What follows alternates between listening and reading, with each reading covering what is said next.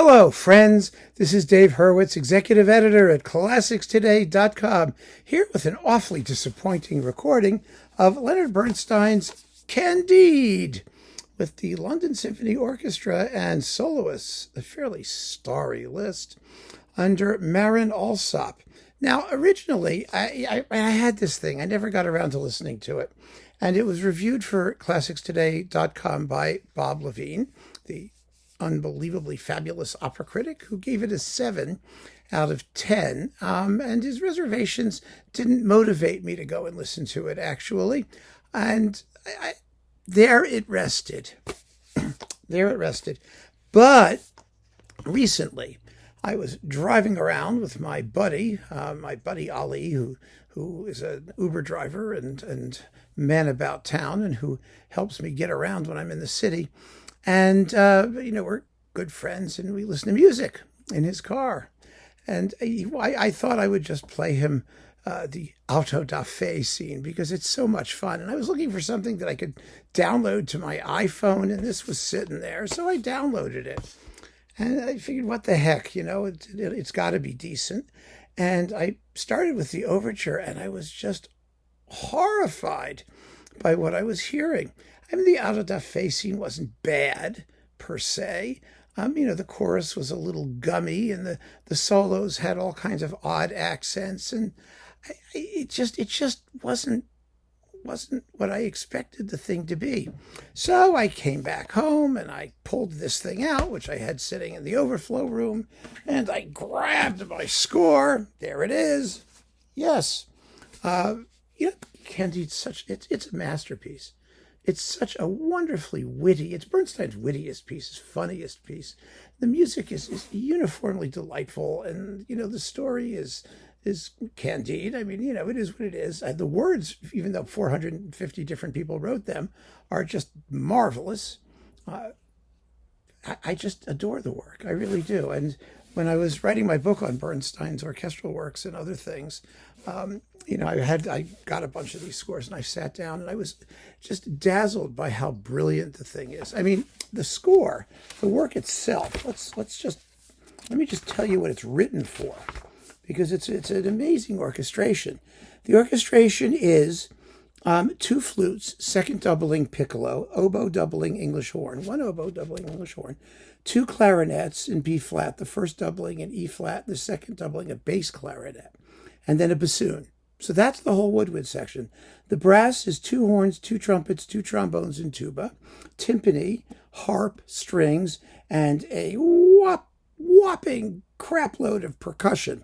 The percussion is snare drum, tenor drum, bass drum, suspended cymbal, crash cymbals, hi-hat, xylophone, triangle, glockenspiel, tambourines, gong, tam-tam actually, ratchet, whip, 2 wood blocks, cowbell, maracas, gourd, a guiro, that thing, bongos, steel drums, hand drums, castanets, and chimes. Yummy. It's brilliant, absolutely brilliant. Bernstein did some of the orchestration assisted by his usual coterie, but I mean, it's all him. It's all what he wanted. And the score here is based on his finally, I wouldn't say definitive, but last authorized version of the piece. It went through hundreds of versions of it, and every performance is a little different. That's one of the problems with it, actually.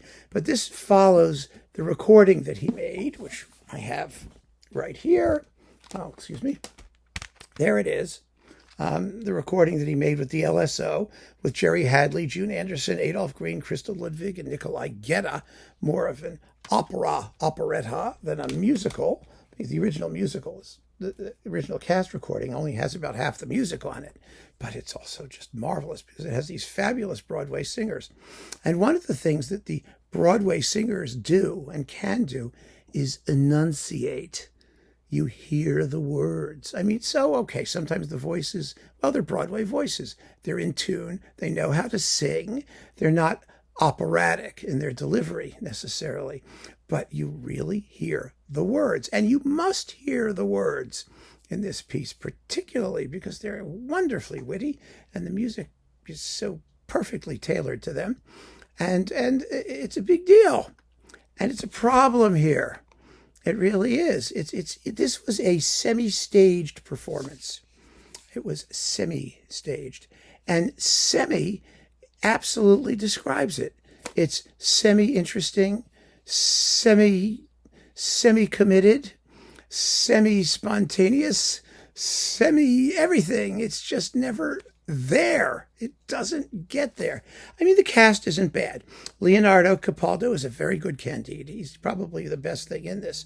Jane Archibald as Cunegonde, she's okay. The problem with Cunegonde is she has one great number, right? Glitter and Be Gay, which is just one of the show-stopping pieces in all of the lyric theater. And you're supposed to have fun with it. And she has none. It's all so dogged and so earnest. I mean, the whole performance is that way. But when she gets to the coloratura parts, ha, ha, ha, ha, ha, ha. Well, I mean, she does it better than I do. But she's actually saying, ha, ha, ha. It's not the Queen of the Night. It's not ah, it's ha. And it's got to be funny. Listen to Barbara Cook do it on the original cast recording. She's got all the notes too, but she really knows how to hurl out her ha-has. The best recording of Candide still is the New York City Opera version with John Mauceri conducting. It's on New World. And again, you've got, you hear the fun, the ha-has behind it. There's nothing like that here. She's just getting through the notes. What do we got? Who else? Oh, Anne-Sophie von Otter is the old lady. I mean, compare her to Christa Ludwig in that Bernstein recording. There's no character. There's no funniness. I mean, there's no playing with the text, and you could do so much with that piece.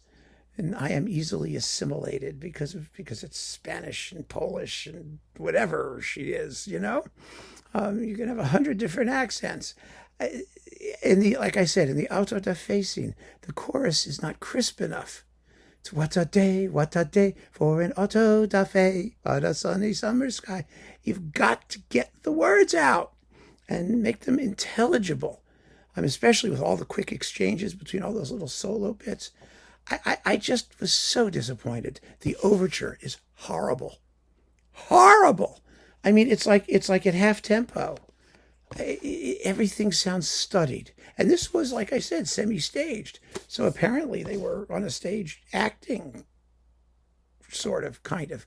Well, they weren't acting with their voices. And that's what really matters. And, the typically dry Barbican acoustic, or wherever this was recorded, doesn't help either. It really doesn't. And I just was so disappointed by this, much more so than Bob was, I think, in his original review. But there's just so much missing here. There's no humor. There's very little humor. And the narration is just annoying. And So, better late than never? I don't know. But I heard it, and I felt obligated to report. So keep on listening, friends. Thanks for joining me. Take care.